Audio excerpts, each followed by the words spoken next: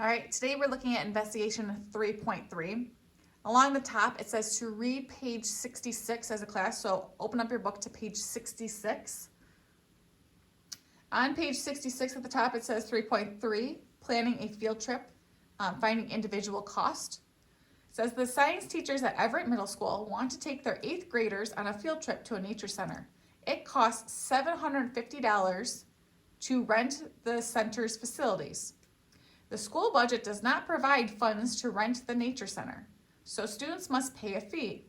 The trip will cost $3 per student if all 250 go.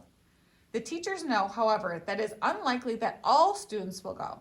They want a way to find the cost per student for any number of students. So we are going we're going on a field trip. And it's going to cost us, and I'm writing this in my notes, $750, no matter what. We have to figure out how much to charge each of our students. So, if I grab myself a calculator,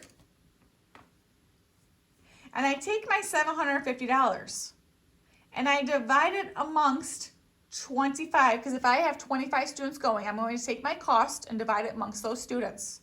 So 750 divided by 25, that means I'm going to charge each student $30.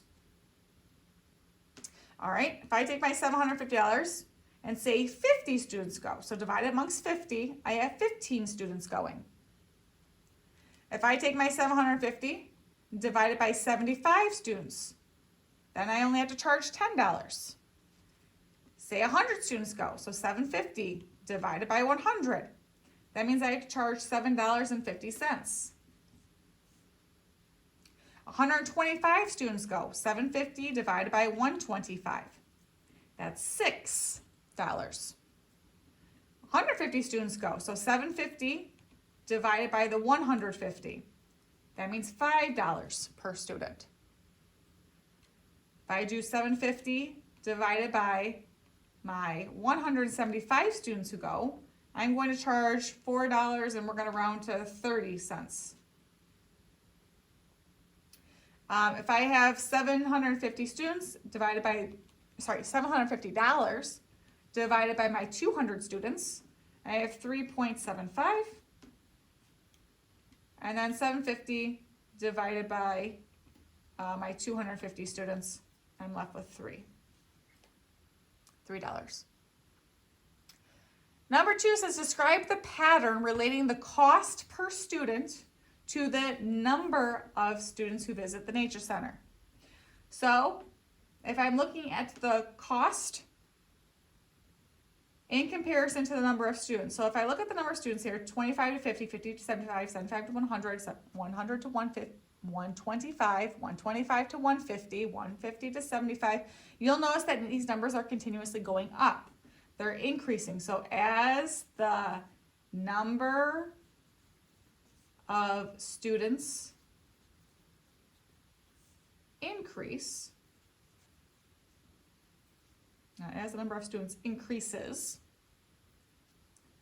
the cost, so I'm going from 30 to 15, 15 to 10, 10 to 7.5, 7.5 to 6, the cost decreases.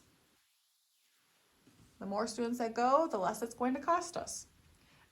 But not at a constant rate of change. I'm going from 30 to 15, 15 to 10, 10 to 7.5. That's not consistent. It's not the same amount every single time.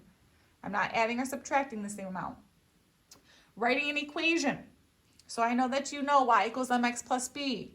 We now have y equals k over x. That's another one you're going to have to learn to love. Y equals k over x. K represents constant. K is the best letter of the alphabet. Haha.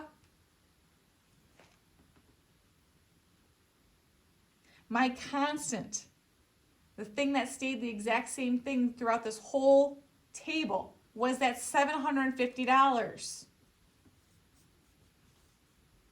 It's $750 no matter how many students go. And if they want us to use C for cost and N for number of students, I would take my 750 divide it amongst my number of students to get my total cost. So I'm just changing the letters out there. I'll just put the word or in between there. They want us to draw a beautiful graph. All right. Well, automatically I know it's going to be a curved line because I know that it's using y equals k over x. My number of students, I go back up here, x, y, alphabetically. My number of students is going to be on the x. And that means my cost is going to be on the y. My number of students, I have to go up to 250. I'm going to go by 25, 50, 75. Yeah, we're going to go by 25s. 25, 50, 75, 100, 125, 150, 175, 200, 225, 250. The cost, I have to go up to 30. Let's go by 5s. 5, 10, 15, 20, 25, 30, 35, 40. My number of students is 25. I'm going all the way up to 30. My number of students is 50. I'm going up to 15. 75, we're at 10.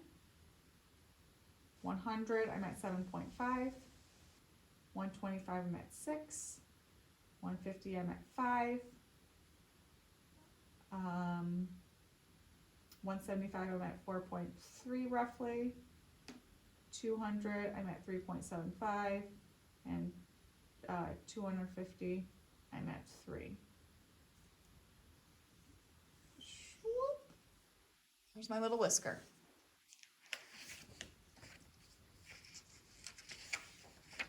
Part B.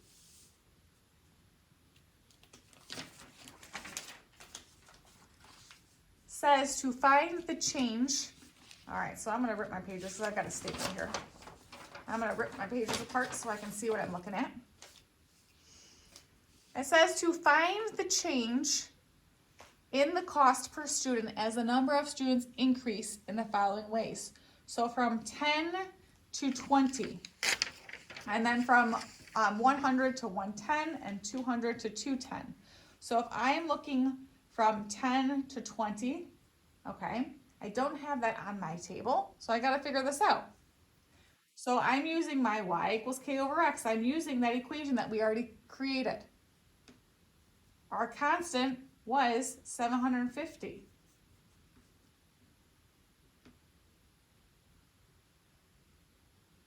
So if my number of students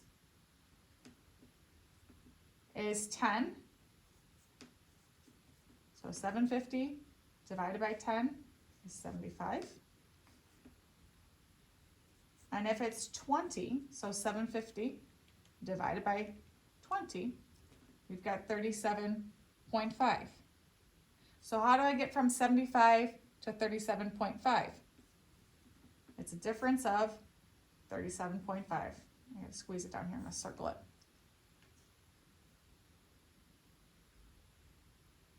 So 75 minus 37.5 gives me that 37.5.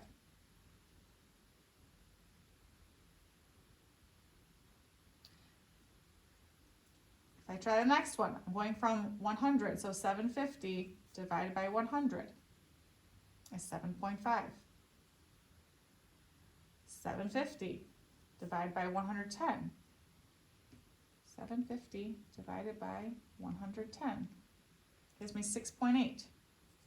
How do I get from 7.5 to 6.8? That's a difference, so 7.5 minus 6.8. Oops, 7.5 minus 6.8 gives me 0.7.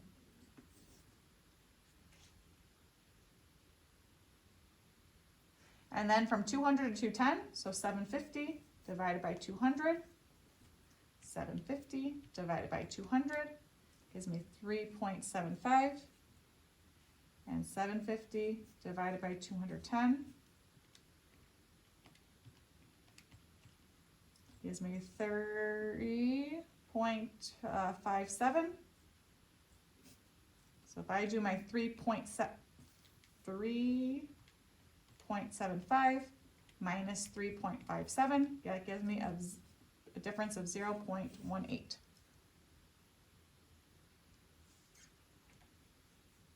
Is this function linear? Well, if I go back to my table, we already talked about this up here. It says one is increasing, one's decreasing, not at a constant. In order for it to be linear, it has to have a constant rate of change. So that means no. There's no constant rate of change. CRC is what I'm abbreviating that again. Number 3, do equal increases in number of students cause equal decreases in the cost per student? No. We just talked about that up above. There's no constant rate of change. It's not going up or down at the same amount every single time.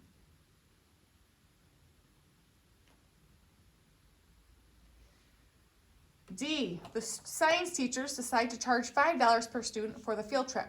They will use any extra money to buy science equipment for the school. Write an equation for the amount A the teachers will collect if N students go to the trip. So I've got the Everett School field trip. Here I've got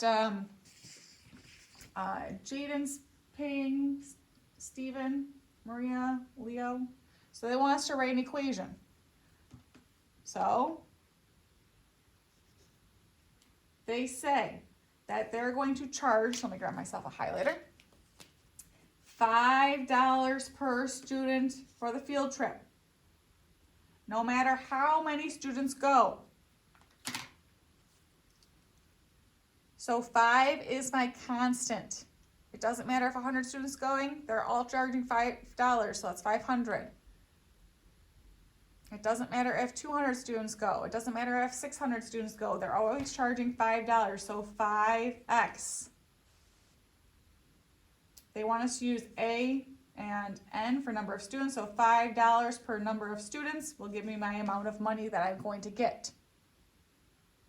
So 5 times, say 5 students go, we only get $25. If 10 students go, we get $50. It doesn't matter. It's always going to be charged $5. For number 2, it says to sketch a graph. This is going to fall into my next page.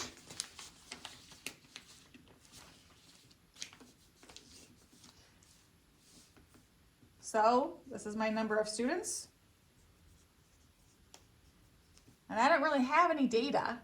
So I'm just going to go 0, 1, 2, 3, 4, 5, 6, 7, 8, 9, 10. Just fill up the whole chart or the graph. And then this is going to be my money, the amount of money we're going to get. So money collected, I'll say. And all I know is that I'm charging $5 per student, so I'm going to go up by 5s. 5, 10, 15, 20, 25, 30, 35, 40. So 1 student, we're going to get $5. 2 students, $10. 3 students, 15. 4 students will be 20. 5 times 5 is 25. 6 times 5 is 30. 7 times 5 is 35. 8 times 5 is 40. Get myself a nice ruler.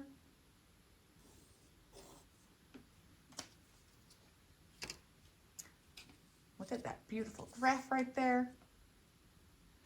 Number 3. Does the graph show a linear relationship or an inverse variation? Explain. Well, I'm hoping by now that we know by looking at this graph it's a straight line, and straight lines we call linear. It's a straight line. It has a constant rate of change. That was 5. Went up by 5 every single time.